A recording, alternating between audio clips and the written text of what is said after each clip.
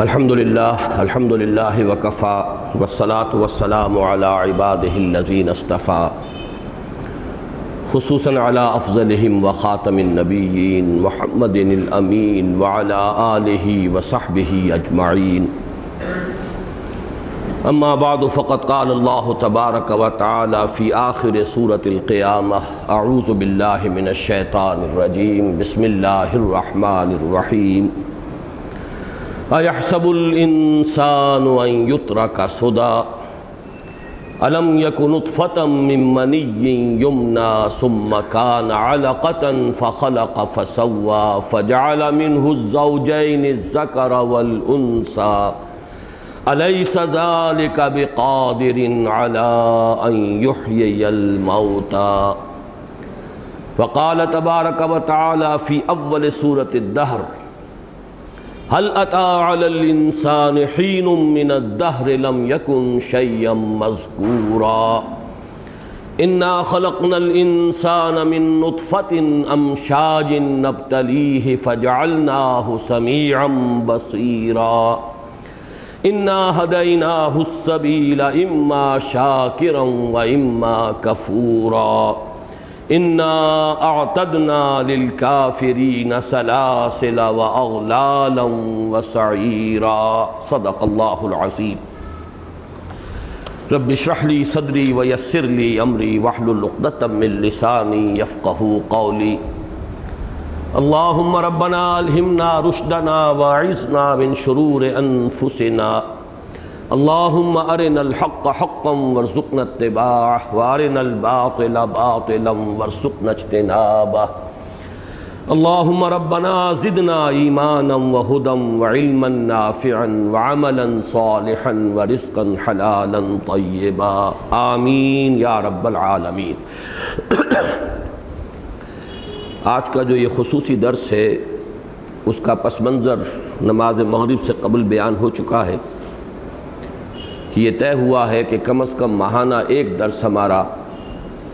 وابستگان انجمن کی خصوصی شرکت کے ساتھ ہونا چاہیے۔ اس سلسلے کی یہ آج پہلی کڑی ہے، لیکن اس کے لیے میں نے جو موضوع منتخب کیا ہے وہ اس مسلسل درس قرآن کے حوالے سے ہے کہ جو سلسلے وار چل رہا ہے۔ ہفتے کی شام کو جو درس ہوتا ہے اسی قرآن اکیڈمی میں، گزشتہ ہفتے ہم نے سورہ قیامہ کا مطالعہ مکمل کیا تھا اور اب اس کے بعد سورۃ الدہر ہے۔ حسن اتفاق یہ ہے کہ ان دونوں صورتوں کے مابین بڑا گہرا ربط ہے، ایک تو اس پہلو سے کہ یہ ایک جوڑے کی حیثیت رکھتی ہیں۔ یہ بات قرآن مجید کے جو ترتیب کا ایک نظام ہے اس کے ضمن میں بارہا میں عرض کر چکا ہوں، اس وقت وہ میرا موضوع نہیں ہے کہ قرآن حکیم کی اکثر صورتیں جوڑوں کی شکل میں ہیں، دو دو صورتیں جوڑے بنتے ہیں، اور ایک ہی مضمون کا ایک رخ ایک صورت میں اور دوسرا اس کا رخ، جیسے ہم کہتے ہیں تصویر کے دو رخ ہوتے ہیں، تو اسی مضمون کا ایک رخ ایک صورت میں، دوسرا رخ دوسری صورت میں، بڑی مشابہت گہری ہوتی ہے۔ سورہ قیامہ اور سورۃ الدہر بھی ایک نہایت حسین مثال ہے قرآن حکیم کی صورتوں میں جوڑے ہونے کی۔ ان دونوں کا مرکزی مضمون ہے بعث بعد الموت۔ چنانچہ اس کا اصل سبب کیا ہے، کیوں انکار کرتا ہے انسان، انکار قیامت، انکار بعث بعد الموت، اس کے حوالے سے جو آخری تشخیص سورہ قیامہ میں ہے اور سورۃ الدہر میں ہے وہ ایک ہی ہے۔ سورۃ القیامہ میں فرمایا گیا کلا بل تحبون العاجلہ وتذرون الآخرہ۔ اصل سبب یہ ہے تمہاری گمراہی کا اور سارے فطور کا کہ تم اس عاجلہ کے عاشق ہو گئے ہو، اس دنیا کی زندگی کے محب ہو، اس کی محبت تمہارے رگ و پے میں سرایت کر گئی ہے، آخرت کو تم نے نظر انداز کر دیا ہے۔ اب تو آرام سے گزرتی ہے، آخرت کی خبر خدا جانے۔ تو یہ چونکہ عیش جو ہے اس دنیا کا، یہ تم نہیں چاہتے کہ اس میں کوئی تقدر ہو، یہ عیش مقدر ہو، لہٰذا تم آخرت کو ذہن سے نکالے رکھنا چاہتے ہو، اور اس کا آسان ترین حل یہ ہے کہ اس کا انکار کر دو۔ کوئی آخرت نہیں، کوئی بعث بعد الموت نہیں، کوئی حساب کتاب نہیں، کوئی جزا سزا نہیں۔ اس کو پہلے تو اسی صورت میں فرمایا تھا کہ انسان جو ہے در حقیقت بل یرید الانسان لیفجر امامہ، جس فسق و فجور کا عادی ہو چکا ہے اسے جاری رکھنا چاہتا ہے۔ آخرت کو مانے، اسے مستحضر رکھے تو پھونک پھونک کر قدم رکھنا پڑتا ہے، حلال اور حرام کی تمیز کرنی پڑتی ہے، صحیح اور غلط میں امتیاز کرنا پڑتا ہے۔ تو چونکہ یہ فسق و فجور کی جو عادت پڑ گئی ہے وہ انسان چھوڑنے کو تیار نہیں، لہذا جیسے کبوتر بلی کو دیکھ کر آنکھیں بند کر لیتا، انسان بھی آخرت کا انکار کر دینے میں ہی عافیت سمجھتا ہے۔ اسی کی پھر آخری تشخیص جو ہے سورت کے وسط میں جا کر کلا بل تحبون العاجلہ وتذرون الآخرہ، یہی مضمون سورۃ الدہر کا مرکزی مضمون ہے۔ ان ہؤلاء یحبون العاجلۃ ویذرون وراءہم یوما ثقیلا، اے نبی صلی اللہ علیہ وسلم یہ لوگ کیوں انکاری ہیں، کیوں نہیں مان رہے؟ ایسی بات نہیں ہے کہ یہ کوئی خلاف عقل بات ہو۔ جس اللہ نے انسان کو، انسان جیسی مخلوق کو گندے پانی کی ایک بوند سے بنا کھڑا کیا، کون احمق ہوگا، کون کودن ہوگا جو یہ کہہ سکے کہ وہ اللہ مردہ کو زندہ نہیں کر سکتا، جس نے ایک بوند سے بنایا انسان کو؟ تو یہ بات در حقیقت ایسی نہیں ہے کہ عقل کے لیے قابل قبول نہ ہو، بلکہ اصل سبب یہی ہے ان ہؤلاء یحبون العاجلہ وَيَذَرُونَ وَرَاءَهُمْ يَوْمًا ثَقِيلًا، اس کے خیال ہی کو ذہن سے دور رکھنا چاہتے ہیں، خام خواہ ہمارا عیش جو ہے وہ مقدر نہ ہو جائے۔ تو یہ ہے مرکزی مضمون ان دونوں صورتوں کا، اور بھی بہت سے پہلو ہیں لیکن اس وقت وہ موضوع نہیں ہے۔ البتہ جیسے بعض جو صورتیں ہیں جوڑوں کی شکل میں، ان میں ایک اضافی بات ہے، اور وہ اضافی بات یہ ہوتی ہے جسے میں نے انٹرلاکنگ سے تعبیر کیا ہے کہ سورت کا، پہلی سورت کا آخری حصہ اور دوسری جو سورت، جو دوسرا جوڑے کا جو دوسرا جو رکن ہے، اس کا پہلا حصہ وہ بالکل ایک ہی مضمون ہے، جڑے ہوئے ہوتے ہیں۔ جیسے گاڑی کی، ریل کی دو بوگیز جو ہیں انٹرلاکڈ ہو جاتی ہیں، ان کو جوڑ دیا جاتا ہے۔ اس کی ایک بڑی حسین مثال ہے سورہ بنی اسرائیل اور سورہ کہف۔ آخری آیت سورہ بنی اسرائیل کی ہے وَقُلِ الْحَمْدُ لِلَّهِ، اور سورہ کہف کا آغاز ہوتا الحمد للہ الذی انزل علی عبدہ الکتاب ولم یجعل لہ عوجا۔ وہاں حکم ہے کہو، کل حمد، کل تعریف، کل ثنا اللہ کے لیے ہے، اور اسی حکم کی گویا کہ تعمیل کرتے ہوئے اگلی صورت نازل ہو جاتی ہے۔ تورات میں اس کا نقشہ کھینچا گیا ہے کہ حضرت یعقوب اور ان کے بڑے بھائی عیسو، اگرچہ وہ بڑے اسی معنی میں تھے دونوں جڑواں بھائی، لیکن پہلے ان کی ولادت ہوئی، بعد میں حضرت یعقوب کی، تو چاہے وہ چند منٹوں کا فرق ہوا ہوگا تو بڑے اور چھوٹے کی نسبت تو ہو جاتی ہے۔ تو تورات میں یہ آتا ہے کہ یعقوب اپنے بھائی عیسو کی ایڑیاں پکڑے ہوئے تولد ہوا، یعنی پہلے حضرت عیسو کی ولادت ہو گئی اور اس کے بعد حضرت یعقوب کی، اسی لیے ان کا نام یعقوب ہے، عقب سے بنا ہے۔ عقب کے معنی پیچھے، پیچھے آنے والا، اپنے بھائی کا تعاقب کرتے ہوئے گویا کہ یعقوب اس دنیا میں آیا ہے۔ تو جس طریقے سے وہ الفاظ آئے ہیں کہ ایڑیاں پکڑ کر وہ اس دنیا میں آیا ہے، تب اس کی ولادت ہوئی یعقوب کی علیہ الصلاۃ والسلام، ایسے ہی گویا کہ میں کہا کرتا ہوں کہ سورہ کہف جو ہے وہ سورہ بنی اسرائیل کی ایڑیاں پکڑے ہوئے قرآن مجید میں نازل ہوئی ہے، اور بالکل وہی نسبت ہے ان کی۔ میں نے جو ابھی آیات تلاوت کی ہیں سورہ قیامہ کی آخری 4 آیات، اَيَحْسَبُ الْإِنسَانُ أَن يُتْرَكَ سُدًى أَلَمْ يَكُ نُطْفَةً مِّن مَّنِيٍّ يُمْنَىٰ ثُمَّ كَانَ عَلَقَةً فَخَلَقَ فَسَوَّىٰ فَجَعَلَ مِنْهُ الزَّوْجَيْنِ الذَّكَرَ وَالْأُنثَىٰ۔ اب اس میں علم الجنین کے بعض جو مراحل ہیں ان کا تذکرہ ہے۔ اسی سے شروع ہوئی اگلی صورت هل أتى على الإنسان حين من الدهر لم يكن شيئا مذكورا إنا خلقنا الإنسان من نطفة أمشاج نبتليه فجعلناه سميعا بصيرا إنا هديناه السبيل إما شاكرا وإما كفورا۔ تو اس حوالے سے میں نے یہ سمجھا کہ آج میں بعض باتیں علم الجنین یا جو ماڈرن ایمبریولوجی ہے اس کے حوالے سے جو چند اکتشافات ہوئے ہیں، اور وہ کوئی زیادہ پرانی بات نہیں ہے، اور اس سے جس طرح قرآن مجید کی حقانیت مبرہن ہو کر سامنے آئی ہے، تو میں اس کی چند باتیں آپ کے سامنے رکھنا چاہتا ہوں۔ لیکن اس سے پہلے علم تفسیر کے بعض بنیادی اصول جو ہمیں اس معاملے کے اندر پیش نظر رکھنے چاہیے، میں ان کا تذکرہ کر رہا ہوں۔ دیکھیے، قرآن مجید اصلاً سائنس کی کتاب نہیں ہے، قرآن مجید اصلاً فلسفے کی کتاب نہیں ہے، قرآن مجید اصلاً منطق کی کتاب نہیں ہے، یہ کتاب ہدایت ہے۔ اس میں اگرچہ سائنٹیفک فنومینا جو ہیں ان کے ریفرنسز ہیں، اس میں فلسفیانہ مضامین بھی ہیں، اس میں کہیں کہیں منطق بھی ہے، لیکن اصلاً یہ نہ سائنس کی کتاب، نہ ٹیکنالوجی کی کتاب، نہ کوئی مینول ہے یہ کسی سائنس کا، نہ یہ فلسفے کی کتاب ہے، نہ بعض الطبیعیات کو اس نے اس طور سے ڈسکس کیا ہے جیسے کہ فلاسفہ حضرات کرتے ہیں، اور نہ ہی یہ منطق کی کتاب ہے۔ یہ کتاب ہدایت ہے، انسان کو سیدھا راستہ بتانے کے لیے کتاب نازل ہوئی ہے۔ کتاب ہدایت اسی لیے ہدی للمتقین، ہدی للناس، الہدا، اس کا جو سب سے بڑا اہم نام ہے وہ یہی ہے کہ یہ ہدایت ہے، الہدا ہے، ہدی للناس ہے، ہدی للمتقین۔ البتہ یہ کہ اس ہدایت کے اب دو پہلو ہیں جن کو علیحدہ علیحدہ سامنے رکھنا چاہیے۔ ایک ہے ہدایت علمی، انسان کے علم، فکر، اس کے فکر و نظر کے لیے رہنمائی، صحیح رخ کے اوپر اس کی سوچ، اس کا فکر جو ہے وہ develop who.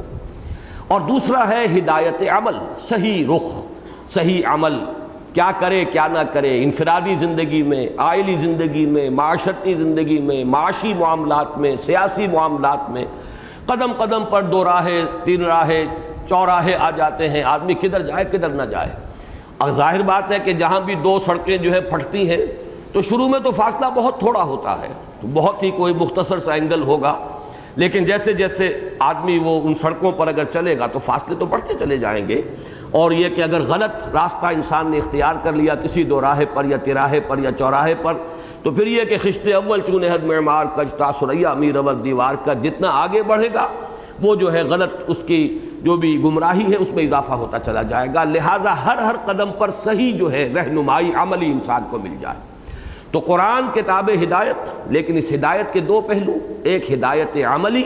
The dos and the don'ts, اوامر و نواہی، حلال و حرام، یہ کرو یہ مت کرو، یہ فرض ہے، یہ واجب ہے، یہ لازم ہے، یہ مکروہ ہے، یہ حرام ہے، یہ حرام مطلق ہے۔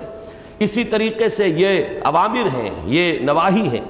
یہ ہے در حقیقت ہدایت علمی اور ہدایت عملی۔ اب ان میں جو اصل ہدایت عملی ہے اس کے بارے میں ایک بات جان لیجیے۔ قرآن کی ہدایت عملی کی تفسیر کامل اور مستند ترین تفسیر وہ سنت رسول ہے صلی اللہ علیہ وسلم۔ قرآن کو جیسے حضور نے سمجھا صلی اللہ علیہ وسلم اور اللہ نے سمجھایا ہے محمد الرسول اللہ صلی اللہ علیہ وسلم کو، ثم ان علینا بیانہ، اور پھر اس کو جس طریقے سے آپ نے اپنے عمل میں اختیار کیا، انفرادی زندگی میں، اجتماعی زندگی میں، عائلی زندگی میں، تو گویا کہ جہاں تک ہدایت عملی کا تعلق ہے اس میں قرآن کی مستند اور اصل تفسیر اور مکمل تفسیر وہ ہے عمل محمد الرسول اللہ صلی اللہ علیہ وسلم کا۔ اس اعتبار سے اس بات کو اچھی طرح جان لینا چاہیے کہ قرآن حکیم کی عملی ہدایات کو سمجھتے ہوئے ہمیں گویا کہ اپنا رخ پیچھے کی طرف رکھنا ہے، ماضی کی طرف رکھنا ہے۔ ہمارے اسلاف نے کیا سمجھا، کیسے سمجھا، ان اسلاف نے اپنے اسلاف سے سمجھا۔ یہ امت جو ہے یہ اس کی تاریخ بالکل اگرچہ سیاسی اعتبار سے واقعتاً ہمارے لیے بڑے مایوس کن مراحل بھی آ جاتے ہیں، مسلمانوں کی تاریخ جو مجموعی تاریخ ہے، لیکن علمی اعتبار سے، دینی اعتبار سے اندھیرا نہیں رہا ہے۔ 1400 برس کی ہماری تاریخ جو ہے وہ تاریکیوں کی تاریخ نہیں ہے، اس میں ایک تسلسل ہے عمل کا، تواتر عمل ہے جو چلا آ رہا ہے، اور یہ عمل جو ہے نسل بعد نسل منتقل ہوا ہے۔ حضور کو دیکھ کر صحابہ نے عمل کیا ہے، صحابہ کو دیکھ کر تابعین نے عمل کیا ہے، تابعین سے تبع تابعین، پھر نسل بعد نسل منتقل ہو رہا ہے۔ محدثین بہت بعد میں آئے ہیں، تیسری صدی میں، حدیث کی کتابیں بعد میں مرتب ہوئی ہیں، لیکن عمل جو ہے دین کا وہ تو ظاہر بات ہے تیسری صدی سے شروع نہیں ہوا، وہ تو محمد الرسول اللہ صلی اللہ علیہ وسلم کے دور سے شروع ہوا ہے۔ لہذا عمل کے اعتبار سے جو ہمارا رخ ہونا چاہیے وہ پیچھے کی طرف، دوڑ پیچھے کی طرف ہے گردش ایام۔ تو معیار یہ ہو جانا چاہیے کہ جس چیز کا ثبوت وہ جو ہم کہتے ہیں قرون مشہود لہا بالخیر، جیسے کہ حضور نے فرمایا خیر امتی قرنی ثم الذین یلونہم ثم الذین یلونہم، ایک حضور کا اور آپ کے صحابہ کا دور ہے، پھر صحابہ اور تابعین کا دور ہے، پھر تابعین اور تبع تابعین کا دور ہے۔ یہ تین جو ہے ادوار ہماری اس امت کی تاریخ کے جن کو حضور نے خیر قرار دیا ہے، تو ان کو کہا جاتا ہے قرون مشہود لہا بالخیر، وہ ادوار کے جن کے بارے میں حضور نے گواہی دی ہے کہ وہ خیر ہے۔ تو ہمیں جانا چاہیے، ادھر لوٹنا چاہیے، دوڑ پیچھے کی طرف ہے گردش ایام تو۔ اور اس کا آخری جو اس کی معراج ہے، اس کا منطقی نتیجہ کیا ہے، وہ جو علامہ اقبال کے مشہور اشعار ہیں، میں اس کا اس وقت جو ہے پس منظر بیان نہیں کرنا چاہتا، لیکن وہ آخری شعر ان تین میں سے، بمصطفیٰ برساں خویش را کے دیں ہماؤست، اگر بہو نہ رسیدی تمام بو لہبیست۔ پہنچاؤ اپنے آپ کو محمد کے قدموں میں صلی اللہ علیہ وسلم۔ اصل سند وہ ہیں، وہ دلیل ہے، وہ حجت ہے۔ قرآن بھی ہمیں ان سے ملا ہے، قرآن بھی ہم ان کی گواہی پر مانتے ہیں کہ یہ اللہ کا کلام ہے، لہذا اصل حجت تو محمد الرسول اللہ ہے۔ اور انہیں جہاں قرآن دیا گیا وہاں جیسے کہ حضور کی ایک حدیث ہے، اوتیت القرآن و مثلہ معہ، مجھے قرآن بھی دیا گیا اور اس جیسی ایک اور شے دی گئی ہے۔ وہ قرآن کا فہم ہے، تفقہ ہے، وہ وحی خفی ہے۔ اللہ تعالیٰ جس جس طریقے سے اس کے مضامین کو اور سمجھاتا تھا، واضح کرتا تھا محمد الرسول اللہ صلی اللہ علیہ وسلم پر، تو گویا کہ جہاں تک دین کے عمل کا تعلق ہے، میرا یہ مزاج ہے اور میں چاہتا ہوں، عقلی طور پر سمجھتا ہوں یہی مزاج درست ہے، یہی مزاج اختیار کرنا چاہیے عمل کے اعتبار سے۔ پیچھے کی طرف دوڑ، پیچھے کی طرف اے گردش ایام تو، اور یہاں تک کہ بمصطفیٰ برساں خویش را کے دی ہماؤس، اگر بہو نہ رسیدی تمام بولا بیست، جس چیز کا کوئی ثبوت ہمیں نہ مل سکے دور نبوی اور دور صحابہ سے، اس کے ترک کرنے کے اندر ہی عافیت ہے۔ معلوم ہوتا ہے بعد میں کہیں سے شے آئی ہے، کدھر سے آئی ہے، تحقیق بعد میں ہوگی، لیکن ہمارے لیے سند جو ہے قرآن کی ہدایت کے لیے، عملی پہلو کے لیے سند وہ سنت ہے محمد الرسول اللہ صلی اللہ علیہ وسلم۔ گویا کہ اس میں تمسک بالسنہ اور تمسک بالاسلاف، اپنے اسلاف کے ساتھ بھی جڑے رہنا، اس لیے کہ یہ تسلسل جو ہے نسلاً بعد نسل جو ہے اس کا جاری رہا ہے۔ البتہ جو دوسرا پہلو ہے علم کا، اس کے بارے میں کچھ کہنے کی گنجائش ہے۔ اس علم میں تین اس کے حصے اپنے ذہن میں رکھیے، دو بڑی بڑی تقسیمیں۔ اس میں ایک تو محکمات ہیں، علمی محکمات، وہ آیات جن کا مفہوم بالکل واضح ہے، جن کے بارے میں کوئی اشتباہ نہیں ہو سکتا۔ وہ محکمات ہیں کہ جن کے بنیاد پر ہمارے بنیادی ایمانیات اور بنیادی اعتقادات کی اساس قائم ہے۔ اس میں جو چیزیں بالکل محکم ہیں ان کے بارے میں عرض کر رہا ہوں۔ اسی کے ضمن میں دوسری چیز آ جاتی ہے متشابہات، جس کے مفہوم کو سمجھنا پورے طور پر ہمارے لیے ممکن نہیں ہے۔ مثلا عالم آخرہ ہے، جنت کی نعمتیں ہیں، دوزخ کی سزائیں ہیں، عالم یوم قیامت کے احوال ہیں، اب انہیں ہم اس وقت نہیں سمجھ سکتے، اس لیے کہ وہ عالم ہی اور ہوگا، اس کے قوانین اور ہوں گے، اس کے فزیکل لاز اور ہوں گے، ہمیں ان کا کوئی تجربہ نہیں، کوئی مشاہدے میں ہمارے چیز موجود نہیں۔ تو اس میں یہ ہے کہ ان متشابہات کے اجمال پر اکتفا کی جائے اور اس کے اندر جو ہے تفویض کر دیا جائے کہ یہ چیزیں جو ہے جب وہ وقت آئے گا کھل جائیں گی، اجمالاً ہم مانتے ہیں۔ مثال کے طور پر دیکھیے، اللہ کو ماننا، اللہ کی صفات کو ماننا، یہ تو گویا کہ دین کی جڑ ہے، بنیاد ہے، ایمان کی اصل ہے، اساس ہے۔ لیکن جیسے ہم کہیں کہ اللہ دیکھتا ہے، سمیع ہے، بصیر ہے، کیسے دیکھتا ہے یہ مسئلہ اب ٹیڑھا ہے، وہ کیسے سنتا ہے یہ ٹیڑھا مسئلہ ہے۔ تو ذات و صفات کے بارے میں بھی مثلا ایک بات محکم ہوگی، وہ کیا ہے؟ اللہ خالق ہے ہر شے کا، خالق کل شے، جو بھی کچھ ہے کائنات یہ مخلوق ہے، اللہ خالق ہے۔ اب یہ تو محکم بات ہو گئی، ایمان کا جزو لازم ہو گیا۔ البتہ خالق و مخلوق میں ربط کیا ہے؟ ربط حادث بالقدیم، اب یہ ایک مسئلہ فلسفے کا ہو جائے گا، یہ مابعد الطبیعات کا ہو جائے گا، اس کی توجیحات جو ہیں وہ ہوتی رہیں گی اپنے اپنے وقت کے فلسفے کے اعتبار سے۔ لیکن یہ بات کہ اللہ خالق ہے کل کائنات کا، کل کائنات مخلوق ہے، اللہ معبود ہے، انسان جو ہے عبد ہے، یہ نسبت جو ہے یہ محکم ہے، اس کو تو لازماً اختیار کرنا ہے۔ اللہ سمیع ہے، بصیر ہے، قدیر ہے، اس کو لازماً بعث بعد الموت حق ہے، جزا و سزا ہے، جنت اور دوزخ ہے، یہ تو مانے جائیں گے، یہ محکمات ہیں۔ البتہ ان چیزوں کی تفاصیل جو ہیں ان میں ایمانیات کے ضمن میں بھی تفصیل میں جانے سے روک دیا گیا۔ جیسے کہ آپ کو معلوم ہے تقدیر پر ایمان یہ جزو ہے، والقدر خیرہ وشرہ من اللہ تعالی، اس سے آگے جو ہے اس کے بارے میں جو بحث ہے اور منطقی جو اس کے بارے میں گفتگو ہے اسے روک دیا گیا کہ یہ چیز تمہارے دائرے سے باہر ہے، بس اس کو مانو۔ انسان پر کوئی بھلائی آئی ہے، خیر آیا ہے، کوئی تکلیف آئی ہے، کوئی مصیبت آئی ہے، سب اللہ کی طرف سے ہے، فاعل حقیقی اللہ کے سوا کوئی نہیں، لا فاعل فی الحقیقت ولا مؤثر الا اللہ۔ لیکن اب اس سے جبر و قدر کی بحثیں شروع ہو جاتی ہیں۔ وہ جبر و قدر کی بحثیں جو ہے وہ پھر ایک علیحدہ موضوع ہے، اس کا ایمانیات سے کوئی تعلق نہیں۔ ایمان کا تعلق صرف اسی سے ہوگا، خیر ہی و شر ہی من اللہ تعالی، بس جو بھی کچھ انسان پر اس دنیا میں حالات آ رہے ہیں وہ چاہے اچھے لگیں چاہے برے لگیں، وہ چاہے پسندیدہ ہوں چاہے وہ ناپسندیدہ ہوں، وہ بہرحال ناگوار تباہ گزر رہے ہیں، وہ ہے اللہ کی طرف سے، فاعل حقیقی وہی ہے، اس کے اذن کے بغیر پتہ تک جنبش نہیں کرتا۔ تو یہ معاملات جو ہے مابعد الطبیعات جو ہے، فلسفہ ہے، حکمت ہے، وہ اس کے اندر ضرور اپنی جو ہے عقل لڑاتی ہے، لیکن اس کو علیحدہ رکھ لیجئے۔ ایمان کے محکمات علیحدہ رہیں گے، یہ فلسفے علیحدہ رہیں گے۔ فلسفہ وجود، اب وحدت الوجود، وحدت الشیء علیحدہ ہیں، اس کا تعلق ایمانیات کے ساتھ نہیں ہے۔ ایمان تو ہمیں یہ بتاتا ہے خالق اللہ ہے، تنہا ہے، اکیلا ہے، اس کی صفات میں ذات میں کوئی شریک نہیں ہے، باقی جو کچھ ہے وہ مخلوق ہے، وہ فانی ہے، حادث ہے، اللہ قدیم ہے، ہمیشہ سے ہمیشہ رہنے والا ہے. بس یہ چیز ہے ہمارے ایمان کی. باقی فلسفہ وجود اور ربط حادث بالقدیم یہ حکماء اور یہ فلاسفہ کی باتیں. اسی طریقے سے تیسری چیز اس میں آتی ہے اور وہ ہے سائنٹیفک فنومینا جن کا قرآن مجید میں ریفرنس ہے. تجرباتی علوم جو انسان کے ہیں، یہ علم وہ ہے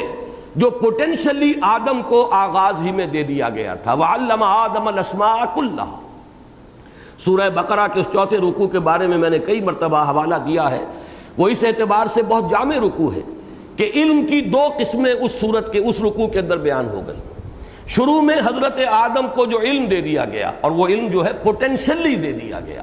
جیسے کہ آم کی گٹھلی میں پورا آم کا درخت موجود ہے،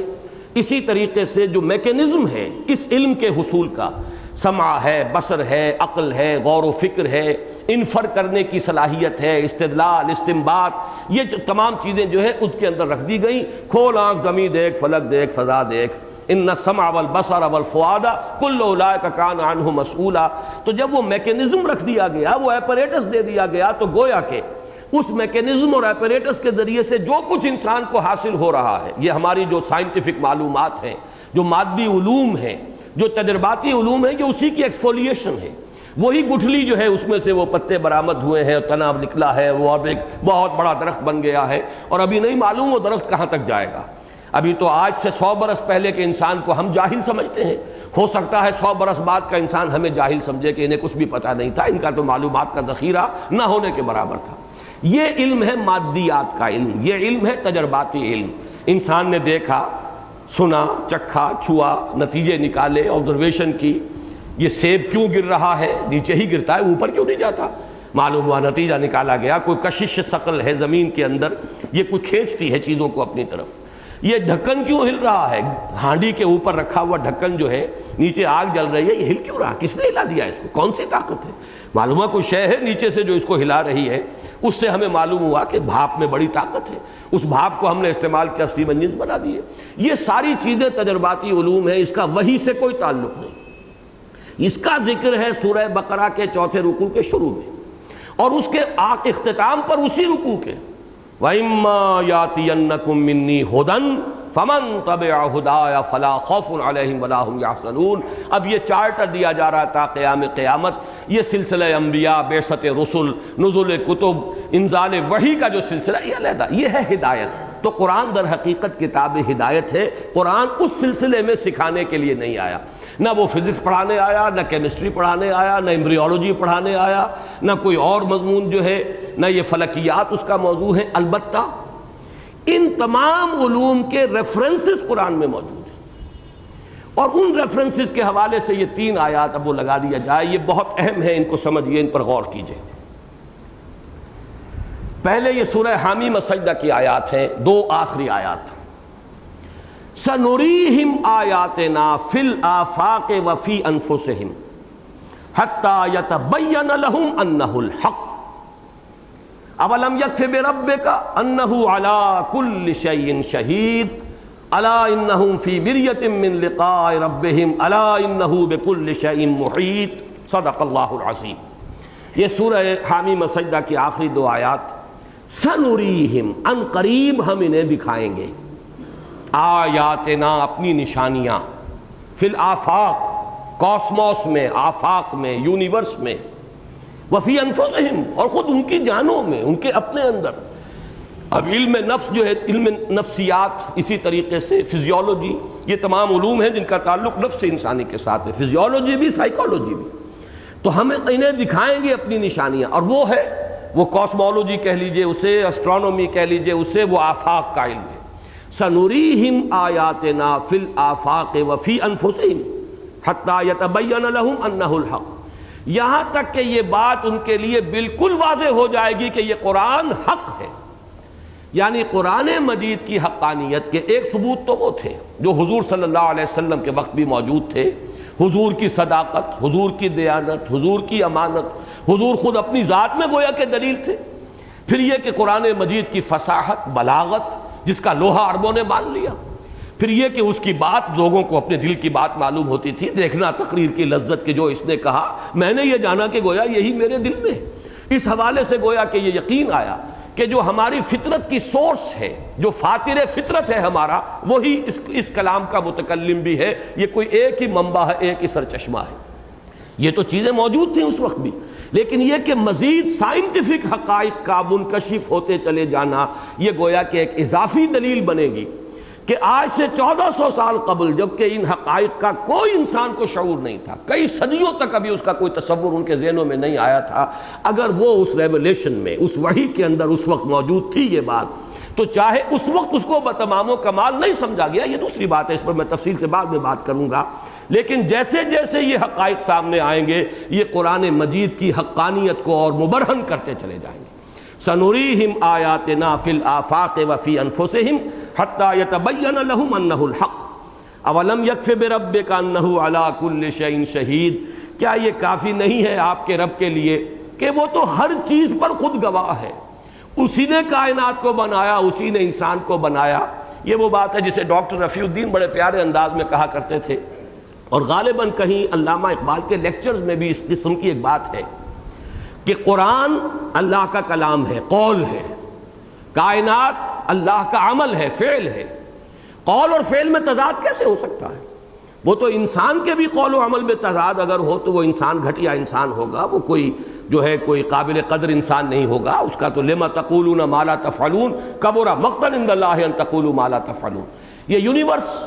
یہ اللہ کا عمل ہے، اللہ نے بنایا ہے، اللہ کی تخلیق ہے، اللہ نے اس کی تخلیق فرمائی ہے، اور قرآن اللہ کا قول ہے، قول اور عمل میں تضاد نہیں ہو سکتا۔ یہ ضرور ہو سکتا ہے کہ قرآن کے قول کو آج سے 1000 برس پہلے صحیح طور پر نہ سمجھا جا سکا ہو،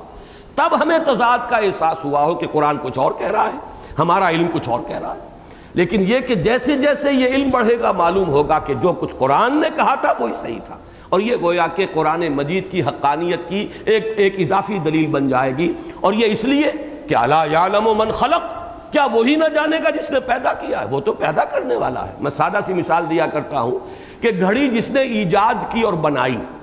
کیا گھڑی کا کوئی چھوٹے سے چھوٹا پرزہ اس کی نگاہوں سے اوجھل ہے؟ وہ تو جانتا ہے نا میں نے وہ چھوٹا سا پرزہ کہاں رکھا ہے اور اس کی اہمیت کیا ہے، کہ اگر وہ چھوٹا سا پرزہ جو ہے وہ اگر خراب ہو گیا تو گھڑی کھڑی ہوئی ہے، اس کا وہ پوری مشین بیکار ہے۔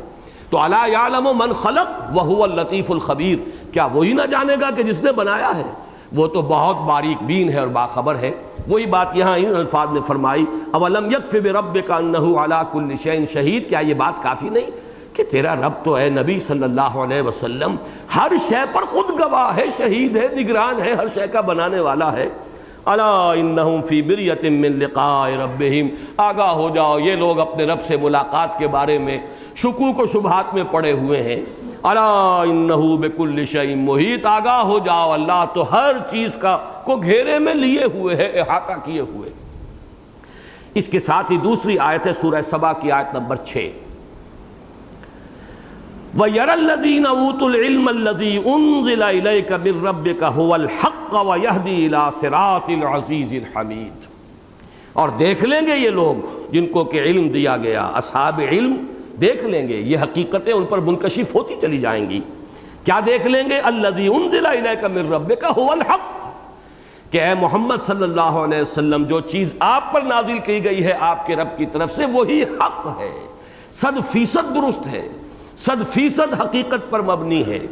وَيَهْدِي إِلَىٰ صِرَاطِ الْعَزِيزِ الْحَمِيدِ، اور وہ رہنمائی کرتی ہے اس ہستی کے راستے کی طرف جو العزیز ہے، زبردست ہے، الحمید ہے، اپنی ذات میں ستودہ صفات، خود بخود محمود، کوئی حمد کرے نہ کرے۔